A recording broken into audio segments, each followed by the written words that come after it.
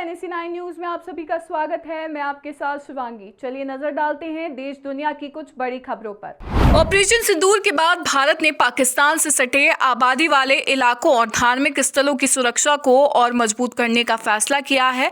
इसके लिए अब 6 नए AK-630 air defence gun system खरीदेगी।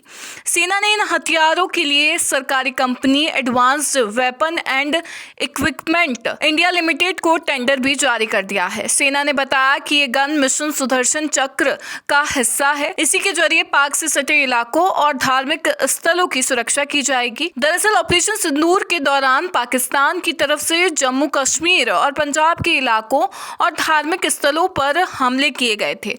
इस दौरान पाक सेना ने इन इलाकों को काफी नुकसान पहुंचाया था, जिसके बाद भारतीय सेना को इन इलाकों की सही तरीके से सुरक्षा की काफी चिंता महसूस हुई थी, जिसके बाद सेना ने इसकी तैयारी शुरू कर दी है।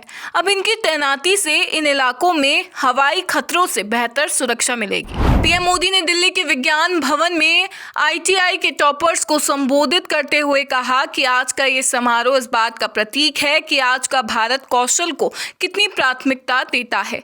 आज देश भर के युवाओं के लिए शिक्षा और कौशल विकास की 2 और बड़ी योजनाओं का शुभारंभ हुआ है। पीएम ने कहा कि इस दीक्षांत समारोह के पीछे यही विचार था कि जब तक हम श्रम को प्रतिष्ठा नहीं देंगे, कौशल के लिए काम करने वालों को जिनमें क्षमता है, सार्वजनिक जीवन में सम्मान नहीं मिलेगा, तो शायद वे खुद को कमतर समझेंगे।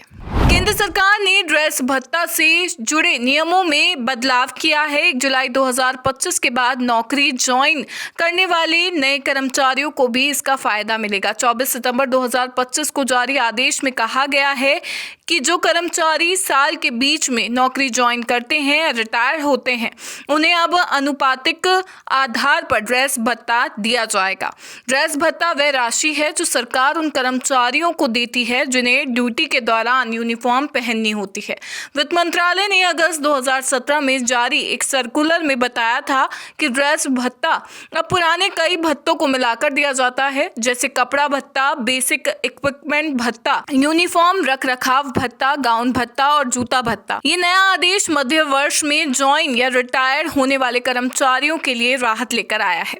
तमिलनाडु सरकार ने दिवाली पर वरिष्ठ नागरिकों की सुविधा के लिए एक अहम कदम उठाया है। सरकार ने घोषणा की है कि वह 20 अक्टूबर को होने वाली दिवाली से पहले सार्वजनिक वितरण प्रणाली के तहत वरिष्ठ नागरिकों और दिव्यांग परिवार कार्ड धारकों के घर तक जरूरी वस्तुएं पहुंचाएंगी। मुख्यमंत्री MK स्टालिन द्वारा अगस्त में शुरू की गई थायू मानवर योजना के तहत वस्तुओं को घर घर वितरण किया जाएगा। एक आधिकारिक बयान में कहा गया है कि यह वितरण पूरे राज्य में एक साथ किया जाएगा। प्रेस रिलीज के अनुसार 70 साल से अधिक आयु के वरिष्ठ नागरिकों और दिव्यांग परिवारों के राशन कार्ड धारकों को मासिक राशन लेने के लिए अपने पड़ोस की उचित दर दुकानों पर जाकर कतारों में इंतजार करने की परेशानी से मुक्ति मिलेगी। कावासाकी अपनी नई KLE 500 एडवेंचर बाइक को लॉन्च करने की तैयारी में है। कंपनी ने सबसे पहले इसे EICMA 2024 में टीज किया था, जहां बाइक का 21 इंच का फ्रंट व्हील दिखाया गया था और उस पर